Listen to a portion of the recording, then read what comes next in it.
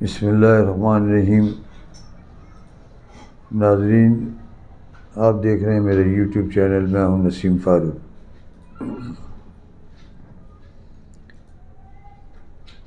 پنجاب میں جو گیم شروع ہوا ہے، آج پرویز الہی وزیر اعلیٰ پنجاب کی جانب سے ایک پٹیشن دائر کی گئی ہے گورنر کے اقدام پہ، جو انہوں نے غیر آئینی اقدام کیا ہے کہ وزیر اعلیٰ کو ہٹا دیا ہے اور ان کی کابینہ کو معطل کر دیا ہے، مگر ان کو یہ کہا گیا ہے کہ وہ کام جاری رکھیں جب تک کہ نیا کوئی وزیر اعلیٰ نہ آ جائے۔ اس نوٹیفیکیشن کو گورنر کے لے کے وزیر اعلیٰ پنجاب لاہور ہائی کورٹ میں خود بذات خود جا کے انہوں نے یہ اپلیکیشن وہاں دائر کی ہے، اور اس میں ایک بینچ بنایا گیا 5 رکنی، جو کہ سماعت شروع ہونے کے تھوڑی دیر بعد ہی وہ بینچ ٹوٹ گیا۔ اس میں ایک جج صاحب نے معذرت کر لی کہ ہم اس بینچ کا کارروائی کا حصہ نہیں بنیں گے، تو لہذا فائل چیف سیکریٹری کو، چیف جسٹس کو بھیجی گئی۔ پھر وہاں نیا بینچ تشکیل دے کے چیف جسٹس نے، کیونکہ لاہور ہائی کورٹ میں اب ججز کی اس وقت کمی اس لیے ہے کہ یہ لوگ سردیوں کی چھٹیوں پہ جا چکے ہیں سارے ججز، تو ججوں کی وہاں کمی ہے، لہذا وہ 5 رکنی بینچ نے اپنی سماعت شروع کی، اور اس میں عجیب قسم کے جو ریمارکس ججز صاحبان نے دیے وہ گورنر کے خلاف جاتے ہیں، اور جو گورنر نے اقدام کیا ہے وہ غیر آئینی ہے۔ اس غیر آئینی اقدام کے اوپر ججز نے اپنے ریمارکس دیے۔ پھر اس میں سے ایک جج صاحب نے یہ جو اس کی علی ظفر خان صاحب اس کی پرویز الہی صاحب کی طرف سے پٹیشن کو سماعت ہو رہی تھی، جو اس کا پرویز الہی صاحب کی طرف سے جو وکیل تھے علی ظفر خان صاحب، تو ان سے جج صاحب نے کہا کہ آپ اس بات کی ہمیں گارنٹی دیں کہ ہم اگر وزیر اعلیٰ کو بحال کر دیتے ہیں اور ان کی کابینہ کو، تو آپ اسمبلیاں تو نہیں توڑیں گے، ہمیں اس بات کی گارنٹی چاہیے، اور آپ ایک حلف نامہ داخل کریں کورٹ کے اندر۔ تو جج وکیل نے ان کے علی ظفر صاحب نے ان سے ٹائم مانگا جج صاحب سے کہ ہمیں ٹائم دیں، ہم مشورہ کر کے آپ کو بتائیں گے۔ تو کورٹ 1 گھنٹے کے لیے اجلاس سماعت ملتوی ہوئی، اور اس کے بعد دوبارہ سماعت جب شروع ہوئی تو انہوں نے مشاورت کے بعد پرویز الہی صاحب کے وکیل نے ٹوٹلی گارنٹی دینے سے انکار کر دیا کہ جی ہمیں سزا کس بات کی ملے، جس نے چوری کی ہے اس کو پکڑا جائے، اس نے غیر آئینی اقدام کیا ہے اس کے خلاف ایکشن لیا جائے، اس کا تو رائٹ ہی نہیں بنتا وزیر اعلیٰ کو کہنے کا، اور 1 دن کے نوٹس پہ آپ عدم اعتماد کی ووٹ آف کانفیڈنس کی بات آپ کر رہے ہیں، اور کہہ رہے ہیں کہ جی نوٹیفیکیشن میں کہ آپ کو لوگوں کی وہ فیور شامل نہیں ہے پی ایس کی ایم پی ایس کی، تو آپ اس قابل نہیں رہے کہ آپ وزیر اعلیٰ رہ سکیں۔ تو یہ ایک انہونی سی بات ہوئی ہے کورٹ کے اندر کہ جو ان سے گارنٹی مانگی گئی ہے۔ اب دیکھنا یہ ہے کہ اس کے پیچھے کون ہے، یہ گارنٹی کی کیا ضرورت پیش آئی۔ ججز صاحبان کو تو یہ دیکھنا چاہیے تھا کہ یہ جو اقدام ہوا ہے گورنر کی جانب سے، یہ کسٹوڈین تو اسپیکر ہوتا ہے اسمبلی کا، آپ نے نوٹیفیکیشن جاری کیا ہے وزیر اعلیٰ پنجاب کے، جو کہ پنجاب کو جا کے وہاں خالی کرسیوں سے ووٹ لینا تھا اس نے اعتماد کا، اور اس کو اتنا شارٹ نوٹس دیا گیا۔ کوئی ملک کے اندر ایم پی ایز ہیں، کوئی باہر ہیں، کوئی اب ان کو اتنا ایمرجنسی کال پہ کہ جی آپ جا کے صبح ووٹ لے لیں 4 بجے، اور نہیں لیں گے تو ہم آپ کے خلاف یہ ایکشن کریں گے. یہ کوئی بات ہوئی؟ تو اب یہ دیکھیں معاملہ کورٹوں میں چلا گیا ہے اور یہ صدر پاکستان اس پہ ایکشن لے لیں کیونکہ سمری وہاں بھی جا چکی ہے. سمری گورنر کے خلاف وہاں بھی جا چکی ہے اور صدر کو یہ آئینی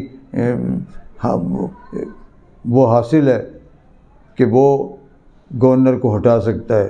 اور اس پہ آرٹیکل 6 بھی لگ سکتا ہے. جو گورنر نے یہ جو نوٹیفیکیشن جاری کیا ہے، یہ سارے وکیل جتنے بھی ہیں ان کی وہ لوگ یہ کہتے ہیں کہ گورنر نے غلط اقدام کیا ہے. اس کے اپنے وکیل بھی ان کو، کیونکہ نوٹیفیکیشن انہوں نے اتنی ایمرجنسی میں رات کو 1:30 بجے یہ نکالا ہے نوٹیفیکیشن، جبکہ وہ 2 دن سے پہلے کا یہ نوٹیفیکیشن سائن ہوا اوپن ہوا رکھا ہوا ہے اور گورنر اس پہ ایکشن نہیں لے رہے تھے. ان کو پھر جا کے انڈر پریشر لیا گیا اور ان سے کہا گیا کہ آپ گورنر نہیں رہیں گے اگر آپ یہ نوٹیفیکیشن نہیں نکالیں گے. پھر اس پہ چیف سیکریٹری جو اسمبلی کا ہوتا ہے وہ ماتحت ہوتا ہے وزیر اعلیٰ سندھ کا،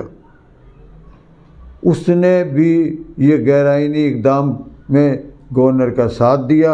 اور گورنر کے جو نوٹیفیکیشن تھا اس پہ دستخط کیے. دستخط کرنے کے بعد اس کو امپلیمنٹ کیا اس کے اوپر،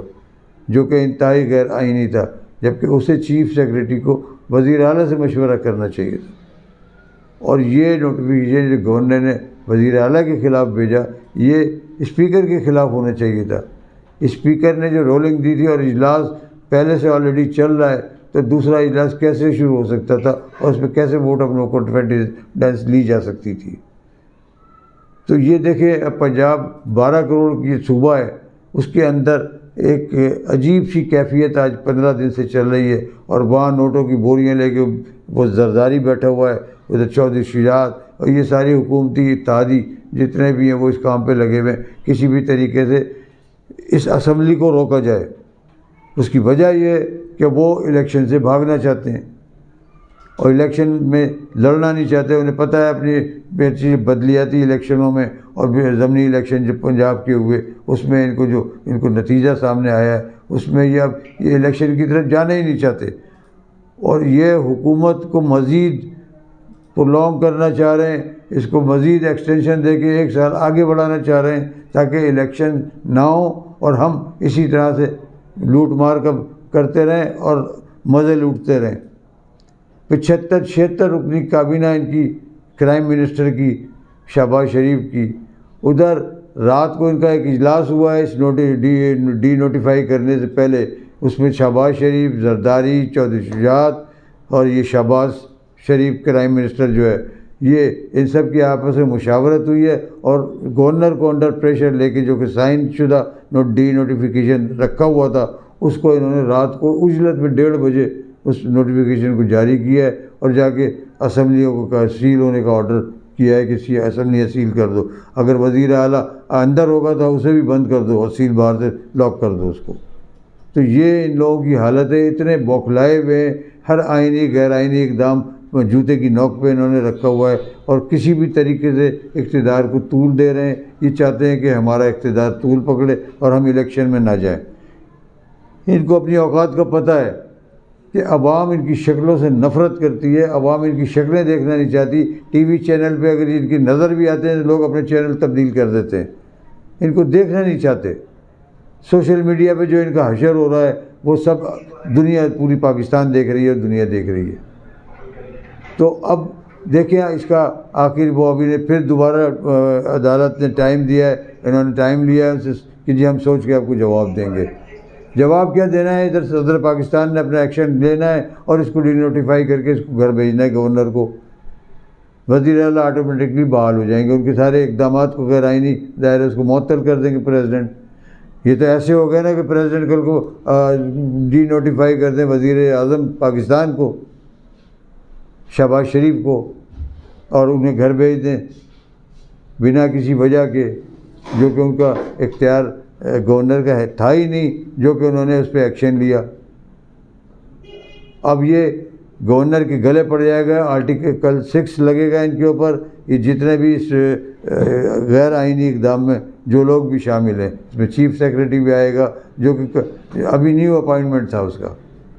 اور یہ سب ان کے ظاہر پرانے 75-30 سال سے حکومت کر رہے ہیں یہ لوگ، نواز شریف اور یہ شہباز شریف، ان کے سارے بیوروکریسی میں بھی اپنے لوگ ہیں، سارے پولیس میں بھی اپنے لوگ ہیں۔ آئی جی سے بھی پوچھا جائے گا اگر انہوں نے کوئی غیر آئینی اقدام کیا، اور یہ تو کل پتہ لگے گا، ساری چیزیں سامنے آ جائیں گی کہ آیا اس اقدام کے پیچھے کون ہے، اور وہ سارے ایکسپوز ہو جائیں گے۔ اور عمران خان نے جو چال چلی تھی اور جو دانہ ڈالا تھا، عمران خان اس میں کامیاب ہو گئے۔ وہ اسمبلی توڑنے کے لیے 6 دن کا جو ٹائم مانگا تھا، وہ اسی لیے مانگا تھا کہ اس میں سارے لوگ بے نقاب اور سارے وہ ایکسپوز ہو گئے سارے لوگ۔ مزید لوگ آہستہ آہستہ لوگوں کے چہروں سے نقاب اتر رہے ہیں اور یہ ایکسپوز ہوتے جا رہے ہیں۔